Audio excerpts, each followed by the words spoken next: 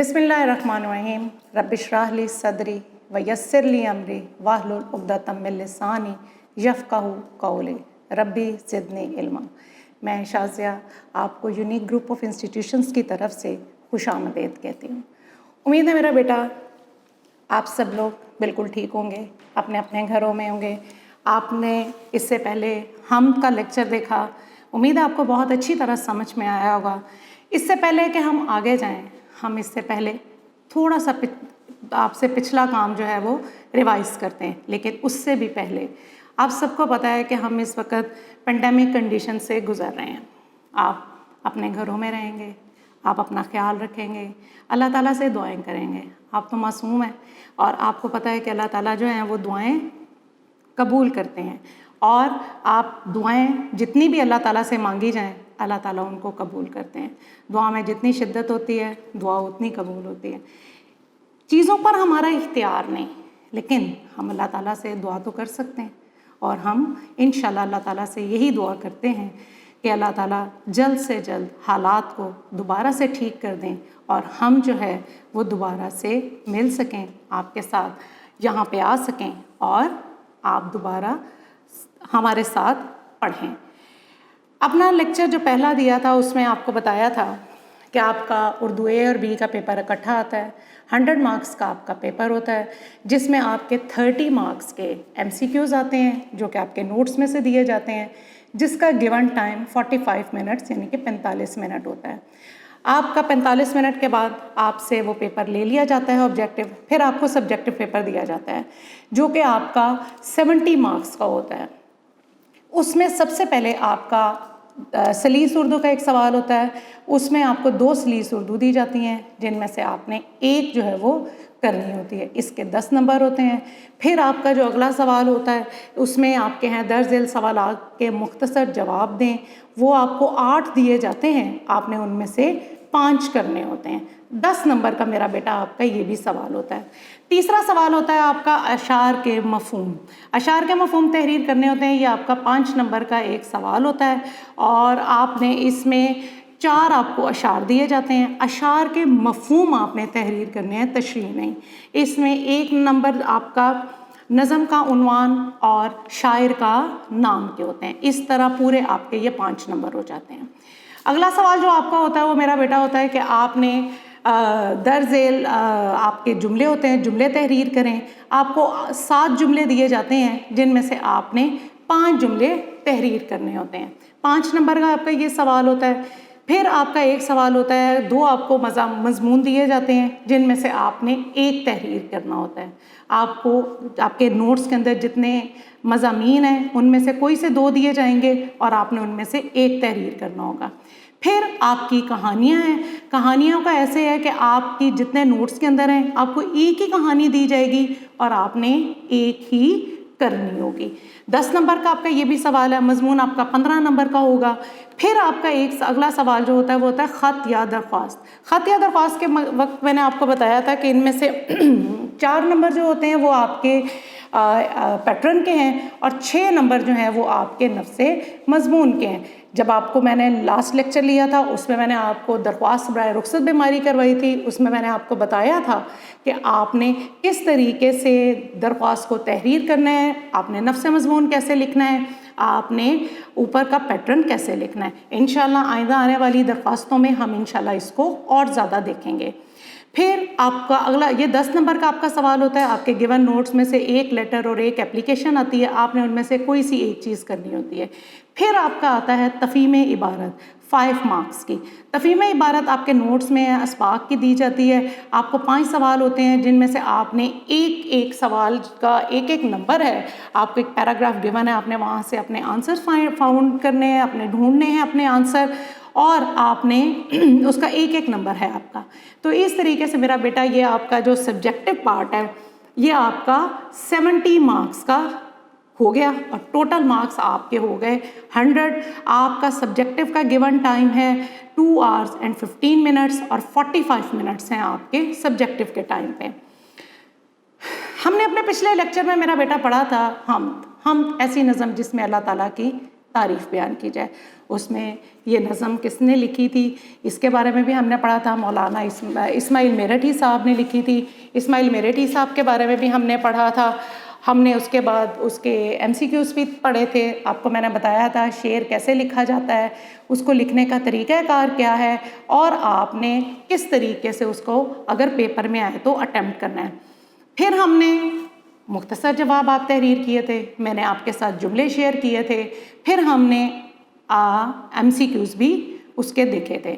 آج جو ہمارا ٹاپک ہے وہ ہے، جیسے کہ آپ دیکھ بھی رہے ہیں، نظم نعت کس نے تحریر کی ہے؟ خواجہ الطاف حسین حالی نے۔ آپ یہ دیکھ رہے ہیں کہ حالی کے اوپر ایک نشان ہے، یہ دیکھیے۔ جبکہ ہم نے اسماعیل میرٹھی صاحب کی پڑھی تھی نظم، تو ہم نے اس میں یہ نشان نہیں تھا۔ یہ نشان کس چیز کا ہے؟ یہ نشان میرا بیٹا تخلص کا ہے۔ وہ تخلص کسے کہتے ہیں؟ وہ مختصر نام جو شاعر اپنے اشعار میں استعمال کریں اسے ہم تخلص کہتے ہیں۔ جہاں پہ تخلص کا نشان لگا ہوگا شاعر کے ساتھ، وہ میرا بیٹا آپ لوگ ضرور تحریر کریں گے۔ چھوٹی چھوٹی جو باتیں ہوتی ہیں ان کا دھیان ضرور رکھا کریں، کوشش کیا کریں کہ جو آپ کو جس دن جو چیز پڑھائی جا رہی ہے میرا بیٹا آپ اس کو اسی دن ریڈ کریں اس میں، تاکہ آپ کو جو بات سمجھ نہ آئے آپ اسی ٹائم اس کو پوچھ بھی سکیں، اس کی پریکٹس کیا کریں۔ اردو میں نارملی میرا بیٹا ہوتا کیا ہے کہ ہم یاد تو کر لیتے ہیں، بہت سے بچے ہیں جو بہت اچھی لرننگ ماشاءاللہ سے کرتے تھے، لیکن لکھنے میں پرابلم آ جاتا ہے، رائٹنگ میں آ جاتا ہے، املا میں آ جاتا ہے۔ تو انشاءاللہ یہ بھی آئندہ آنے والے لیکچرز میں بتائیں گے کہ آپ نے املا امپروو کرنے کے لیے آپ کی مسٹیکس نہ ہوں، اس کے لیے ہم کیا کریں گے کہ ہم اگر کچھ یاد کر رہے ہیں، مثال کے طور پہ یہ ہمیں فساد اور جھگڑے ہمیں لکھنا نہیں آ رہا، ہم پڑھتے پڑھتے اس کو انڈر لائن کر لیں گے اور ہم اس کی پریکٹس کرتے رہیں گے تاکہ ہماری جو ہے یہ اس میں آئندہ سے مزید غلطی نہ آئے۔ تو خواجہ الطاف حسین حالی نے نظم نعت لکھی۔ نعت ایسی نظم جس میں نبی پاک صلی اللہ علیہ وآلہ وسلم کی تعریف بیان کی جائے، نعت کہلاتی ہے۔ مولانا الطاف حسین حالی، مولانا حالی 1837 میں پانی پت میں پیدا ہوئے۔ جب آپ 9 برس کے تھے کہ ان کے حالی کے والد کا انتقال ہو گیا۔ حالی کے والد کے انتقال کے بعد حالی کی پرورش ان کے بھائیوں نے کی۔ آپ نے اردو شاعری کی اصلاح کا بیڑا اٹھایا اور آپ 1914 میں آپ وفات پا گئے۔ پہلا شعر، اس میں کوئی شک نہیں کہ آپ صلی اللہ علیہ وسلم ہمارے آخری نبی ہیں۔ آپ صلی اللہ علیہ وسلم کو اللہ تعالیٰ نے تمام جہانوں کے لیے رحمت بنا کر بھیجا۔ سب اس سے فیملیئر ہیں، جانتے ہیں کہ اسلام سے پہلے، نبی پاک صلی اللہ علیہ وسلم سے پہلے اس جہالت چھائی ہوئی تھی پورے معاشرے پر۔ لوگ دوسروں کے ساتھ برا سلوک کرتے تھے، عورتوں کی کوئی عزت نہ تھی، یتیموں، بے سہاروں، علاوہ بے کسوں کے آپ والی بن کے آئے۔ آپ کے آنے سے تمام لوگ جو تھے وہ آپ ان سب کے مددگار بن کے آئے۔ آئیے اپنی نظم کا ہم آغاز کرتے ہیں۔ وہ نبیوں میں رحمت لقب پانے والا، مرادیں غریبوں کی بر لانے والا۔ بر لانا مطلب پوری کرنا، مرادیں یعنی کہ جو ایک آپ کی خواہش ہوتی ہے وہ کرنا، خواہشات کو پورا کرنا۔ لقب کسے کہتے ہیں؟ وہ نام جو کسی خوبی کی وجہ سے مشہور ہو جائے اس کو ہم لقب کہتے ہیں۔ اچھا، اب شعر لکھنے کا ایک طریقہ ہے کہ آپ نے یہ شعر لکھ دیا، اس کے بعد آپ لکھیں گے نظم کا عنوان۔ نظم کا عنوان آپ کی کیا ہے؟ نعت۔ پھر آپ لکھیں گے شاعر کا نام۔ شاعر کا نام آپ کا کیا ہے؟ خواجہ الطاف حسین حالی۔ دین آپ لکھیں گے مفہوم۔ اب مفہوم کیا ہے؟ مفہوم کا مطلب یہ ہے کہ اس شعر کا مطلب کیا ہے۔ آپ نے اس کو ایکسپینڈ نہیں کرنا، جو سوال میرا بیٹا پوچھا جائے ہم نے اس کا ویسا ہی آنسر دینا ہے۔ ہمارا سوال آتا ہے درج ذیل اشعار کے مفہوم تحریر کریں، تو میرا بیٹا ہم نے اس کے مفہوم ہی تحریر کرنا ہے۔ اس شعر میں شاعر کہتا ہے ہمارے نبی صلی اللہ علیہ وسلم کو اللہ تعالیٰ نے تمام نبیوں میں رحمت للعالمین کا لقب ملا۔ آپ صلی اللہ علیہ وسلم اللہ تعالیٰ کے آخری نبی ہیں۔ ارشاد خداوندی ہے وما ارسلنک الا رحمت للعالمین، اور ہم نے آپ کو تمام جہانوں کے لیے رحمت بنا کر بھیجا۔ اچھا، شعر کی مفہوم کرتے وقت، لکھتے وقت آپ نے اس چیز کا دھیان رکھنا ہے کہ دونوں ہی مصروں کی آپ نے مفہوم تحریر کرنا ہے۔ نظم کا جو پہلی لائن ہوتی ہے اس کو یہ مصرع کہتے ہیں، یعنی کہ آدھا شعر۔ جب یہ 2 مصروں پہ مشتمل ہو جاتا ہے تو یہ شعر بن جاتا ہے۔ تو شاعر اس میں کہتے ہیں، عشاء میں شاعر نبی پاک صلی اللہ علیہ وسلم کے بارے میں کہتے ہیں کہ اللہ تعالیٰ نے آپ صلی اللہ علیہ وسلم کو رحمت للعالمین کا لقب ملا۔ لقب کا میں نے ابھی آپ کو بتایا، وہ نام جو کسی خوبی کی وجہ سے باعث مشہور ہو جائے اس کو ہم لقب کہتے ہیں۔ آپ صلی اللہ علیہ وسلم کو رحمت للعالمین کا لقب ملا۔ ہمارے پیارے نبی صلی اللہ علیہ وسلم غریبوں اور مسکینوں کی مرادیں پوری کرنے والے بن کر آئے، یعنی کہ آپ صلی اللہ علیہ وسلم کے آنے سے پہلے کوئی پرسان حال نہیں تھا۔ جب آپ صلی اللہ علیہ وسلم اس دنیا میں تشریف لائے تو اس کے بعد بارے میں شاعر کہہ رہے ہیں کہ ہمارے پیارے نبی غریبوں اور مسکینوں کی مرادیں پوری کرنے والے بن کر آئے۔ جی امید ہے میرا بیٹا آپ کو پہلا شعر کا مفہوم سمجھ میں آ گیا ہوگا۔ دوسرا ہے مصیبت میں غیروں کے کام آنے والا، وہ اپنے پرائے کا غم کھانے والا۔ غم کھانا مطلب فکر کرنا۔ شاعر اس شعر میں، پھر ہم ویسے ہی لکھیں گے، آپ کو یہ شعر آیا، آپ نے سب سے پہلے لکھا نظم کا عنوان، آپ نے لکھا نعت، پھر آپ نے لکھا خواجہ الطاف حسین حالی، اوپر تخلص کا نشان بھی ڈالا، پھر ہم اس کا مفہوم لکھیں گے۔ مفہوم کیا ہے؟ اس شعر میں شاعر کہتا ہے کہ حضرت محمد صلی اللہ علیہ وسلم ہر مصیبت میں اپنوں اور غیروں کے کام آتے تھے۔ آپ صلی اللہ علیہ وسلم ہی کی ذات ہے، شاعر کہتا ہے کہ جو غریبوں کی مرادیں پوری کرنے والے آپ بن کر آئے۔ آپ بے کسوں کا، آپ سے پہلے بے سہارا لوگوں کا کوئی ٹھکانہ نہ تھا، لیکن جب آپ صلی اللہ علیہ وسلم اس دنیا میں تشریف لائے تو آپ صلی اللہ علیہ وسلم ان کی مرادیں پوری کرنے والے بن کر آئے۔ آپ صلی اللہ علیہ وسلم اپنے اور پرائے سب کا غم کھانے والے بن کر آئے۔ فقیروں کا ملجا، ضعیفوں کا ماوا، یتیموں کا والی، غلاموں کا مولا۔ ملجا، یہ اوپر آپ کا بلو سے لکھا گئے ہیں الفاظ کے معنی۔ ملجا کے معنی جائے پناہ، اور ضعیف کسے کہتے ہیں؟ بوڑھے لوگوں کو۔ والی کسے کہتے ہیں؟ مددگار کو۔ مولا، آقا یا مالک۔ تو شاعر یہاں پہ کہتے ہیں، ایک سیکنڈ،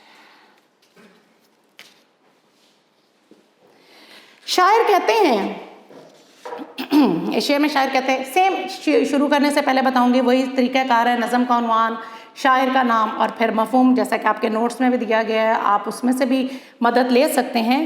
اس شعر میں شاعر کہتا ہے، میرے آقا غریبوں، بوڑھوں، یتیموں، غلاموں سب کے لیے سراپا رحمت اور مددگار بن کر آئے۔ آپ صلی اللہ علیہ وسلم یتیموں کے سرپرست اور مددگار تھے۔ آپ صلی اللہ علیہ وسلم غلاموں کے آقا اور مالک تھے۔ ایک بات میرا بیٹا، نبی پاک صلی اللہ علیہ وسلم کے بارے میں جتنی بھی ہم ذکر کریں، ان کی شان کا ذکر کریں، وہ کم ہے، لیکن نعت اور حمد کی مفہوم لکھتے وقت میرا بیٹا اس چیز کا ہم دھیان رکھتے ہیں کہ جو بات شعر میں پوچھی گئی ہے ہم صرف اور صرف وہی تحریر کریں، وہی بات ہم یہاں پر بیان کریں۔ تو مفہوم آپ نے لکھنا ہے۔ پھر دوبارہ بتاتی ہوں، نعت کو ہم پڑھ رہے ہیں، وہ نظم جس میں نبی پاک صلی اللہ علیہ وسلم کی تعریف بیان کی جائے اس کو ہم نعت کہتے ہیں۔ آپ کی کتاب میں نظم نعت خواجہ الطاف حسین حالی نے تحریر کی ہے اور ہم اسی کو دیکھ رہے ہیں۔ چوتھا شعر ہے، خطا کار سے درگزر کرنے والا، بد اندیش کے دل میں گھر کرنے والا۔ خطا کار کون ہوتا ہے؟ جو غلطی کرتا ہے۔ درگزر کرنے والا، معاف کرنے والا۔ ہمارے نبی صلی اللہ علیہ وسلم کی بہت بڑی صفت ہے معاف کر دینا۔ آپ صلی اللہ علیہ وسلم سب کو معاف کر دیا کرتے تھے۔ یہاں پہ آپ سب کو پتہ ہے فتح مکہ کے موقع پر کیا ہوا تھا، امید ہے آپ کو پتہ ہوگا، ہم آگے ذکر کرتے ہیں اس کا بھی۔ بد اندیش، برا چاہنے والا۔ آپ پھر ویسے ہی ہم شعر کو لکھیں گے، نظم کا عنوان، شاعر کا نام اینڈ دین مفہوم میں ہم تحریر کریں گے۔ اس شعر میں شاعر کہتا ہے کہ آپ صلی اللہ علیہ وسلم ہر ایک کے ساتھ حسن سلوک، اچھے اخلاق سے پیش آتے تھے۔ آپ صلی اللہ علیہ وسلم کی ذات گناہ گاروں کو معاف کر دینے والی ہے۔ آپ اپنے اعلیٰ اخلاق سے دشمنوں کو معاف کر دیتے تھے، ان کی خطاؤں کو، ان کی غلطیوں کو معاف کر دیتے تھے، اور اگر کوئی برا سوچتا تھا اس برا سوچنے والوں کے لیے بھی آپ خیر خواہ بن کر آئے۔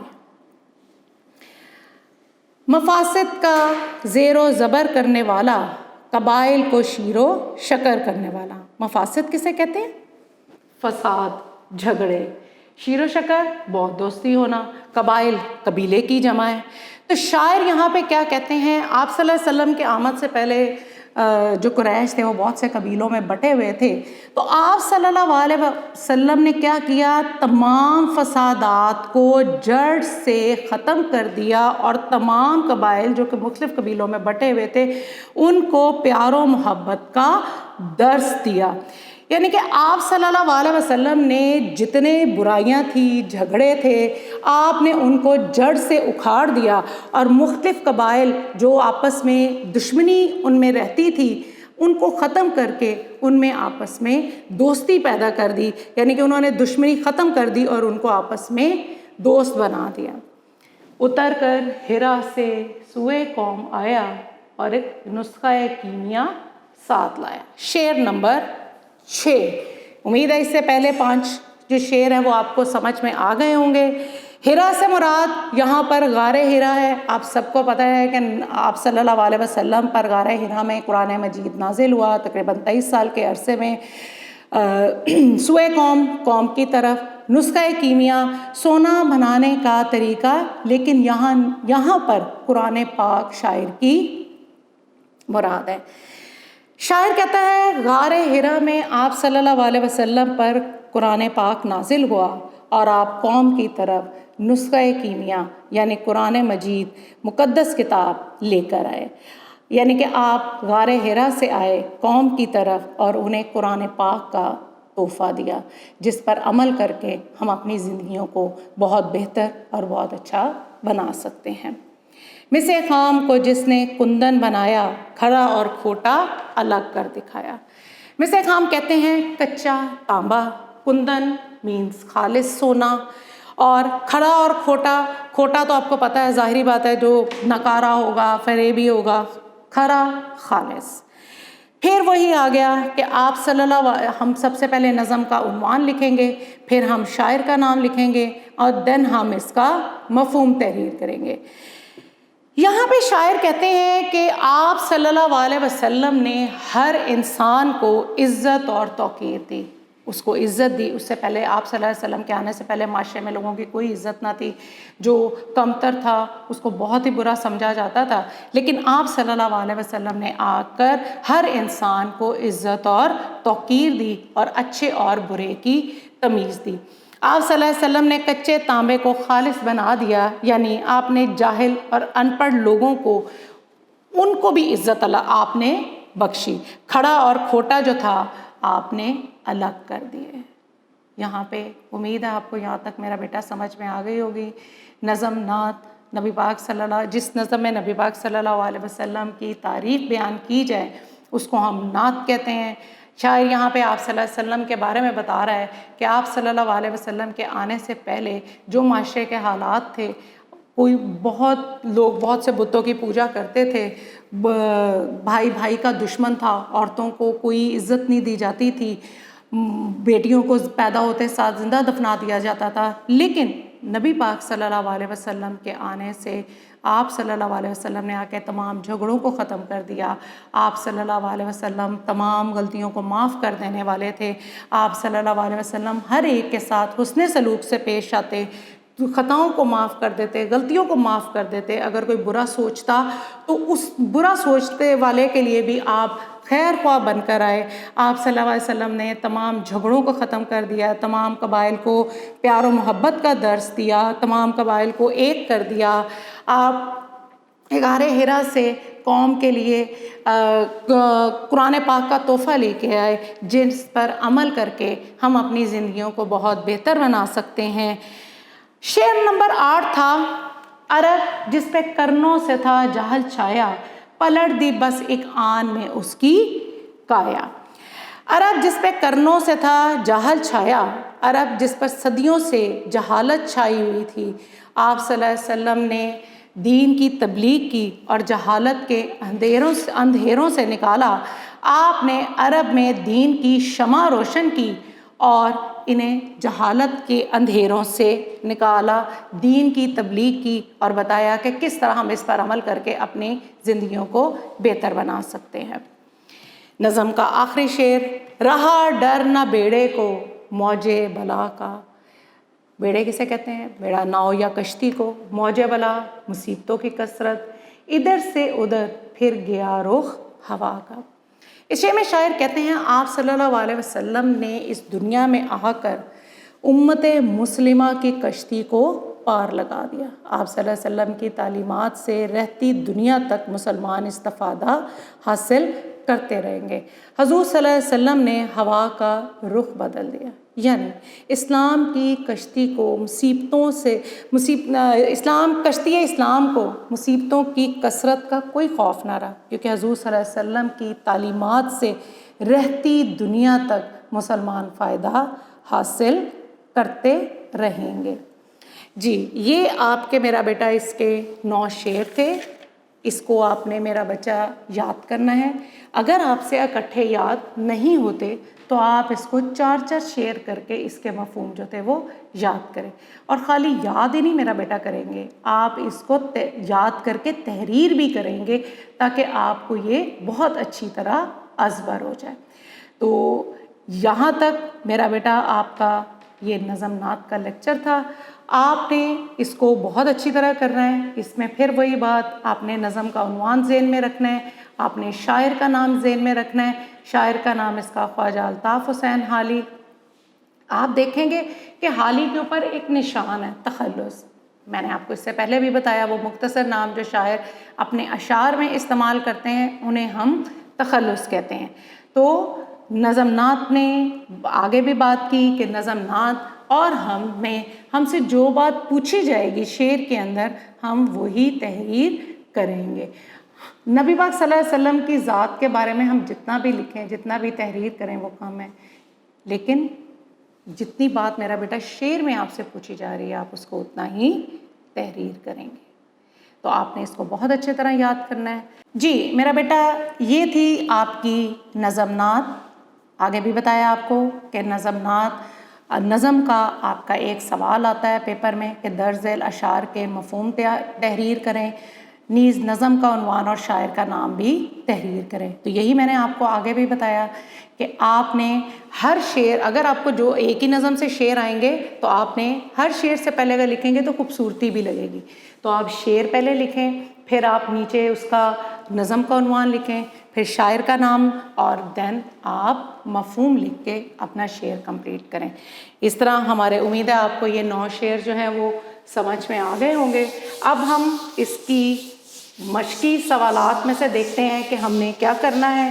ہم اس کے درج ذیل سوالات کے مختصر جوابات تحریر کریں، ہم وہ کریں گے۔ پھر ہم انشاءاللہ اس کے سینٹنسز یعنی کہ جملے کریں گے، اس میں جو دیے گئے ہیں آپ کے مشقی سوالات میں۔ تو آئیے میں آپ کو یہ بتاتی ہوں کہ سب سے پہلے شعر آپ کیسے لکھیں گے، پھر آپ جو ہے اس کے سوال جو آپ دیکھتے ہیں۔ جی سب سے پہلے ہم پہلا شعر لکھتے ہیں۔ آپ کو مثال کے طور پہ یہ آپ نے مارجن لائن لگائی، آپ کاپی یا پیپر پہ لکھنے کے لیے آپ نے یہاں لکھا شعر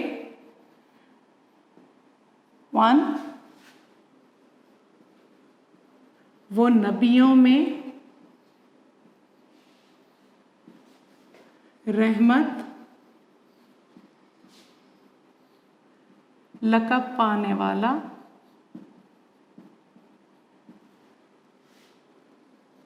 مرادیں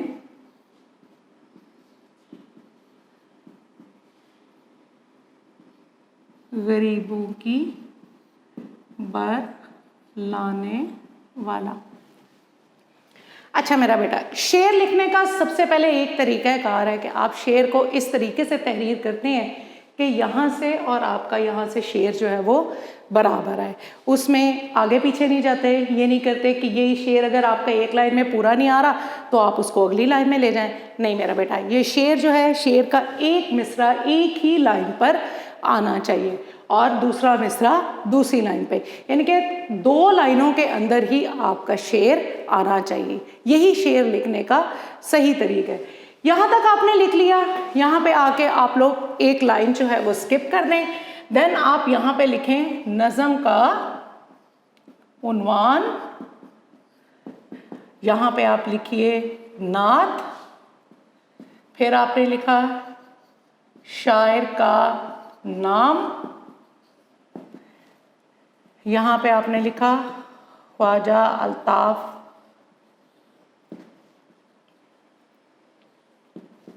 हुसैन हाली, और इसमें हमने तखल्लुस का निशान लगा दिया, यानी कि वो मुख्तसर नाम जो शायर अपने अशार में इस्तेमाल करे उसे हम तखल्लुस कहते हैं। यहाँ तक करने के बाद मेरा बेटा आप लोग यहाँ लिखेंगे मफ़हूम की देंगे। कोशिश करें कि एक साथ आए आपका सब, एक नज़म का उन्वान, शायर का नाम, मफ़हूम, इस तरह एक अच्छा लगता है, सीक्वेंस लगता है। यहाँ से मेरा बेटा आप अपना पूरा मफ़हूम स्टार्ट कर देंगे कि जो इस नज़म नात से आपने अख़ज़ किया, इस शेर से आपने अख़ज़ किया कि वो नबियों में रहमत लक़ब पाने वाला, मुरादें गरीबों की बर लाने वाला। नज़म का उन्वान लिख दिया, शायर का नाम लिख दिया, तो इसके बाद हम इसका मफ़हूम तहरीर कर देंगे। इसी तरह 4 शेर आएंगे, एक एक शेर की मफ़हूम जो है वो आप लिखते जाएंगे, और जब चारों शेर आपके कंप्लीट हो जाएंगे तो आप एंड पे एक लाइन लगा दीजिए। देन इट मीन्स कि आपका ये वाला सवाल कंप्लीट हो गया। 4 शेर आएंगे एक एक नंबर के, उनका मफ़हूम होगा, और आधे आधे नंबर का मेरा बेटा इनके मार्क्स होंगे, इसलिए इनको अच्छे तरीके से याद कीजिए। इस तरीके से आपको 4 आएंगे शेर पेपर में, लेकिन आपने 4 याद नहीं करने मेरा बेटा, आपने सारे के सारे याद करने हैं। आपने जैसे एक दिन में आपको अगर सारे याद नहीं होते तो कोई बात नहीं मेरा बेटा, आधे आज कर लीजिए, आधे अगले दिन कर लेंगे हम, लेकिन एक ज़रूर आप आदत डाल लीजिए कि आपने शेर या कोई भी चीज़ याद करने के बाद लिखने की आदत ज़रूर डालनी है। इससे आपको आपकी गलती नहीं होगी, आपकी इमला की मिस्टेक नहीं आएगी। जो आपको एक ये होता है ना कि हमारे उर्दू में नंबर नहीं आते, वो उर्दू में नंबर शायद इस वजह से नहीं आते कि स्पेल तो हम याद कर लेते हैं इंग्लिश के, लेकिन उर्दू में हमें ये नहीं पता होता शोशे कितने हैं, कैसे डालना है, क्या करना है। तो आपने मेरा बेटा इस चीज़ का ध्यान भी रखना है। अच्छा, अगला हमारा सवाल जो है वो है दर्ज झेल सवालात के मुख्तसर जवाबात दें, यानी कि यहाँ पे आपने लिखा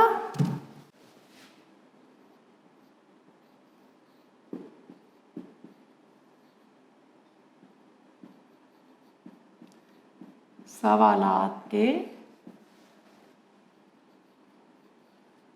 मुख्तसर जवाब दें। या आपके जहाँ पे आपकी नज़म नात ख़त्म हो रही है उससे आगे जब आप पेज टर्न करते हैं तो मश्की सवालात दिए गए हैं, उनमें आपके दर्ज झेल सवालात के मुख्तसर जवाब दें। आपका सबसे पहला सवाल है सवाल नंबर 1, रहमत किस नबी का, रहमत किस नबी का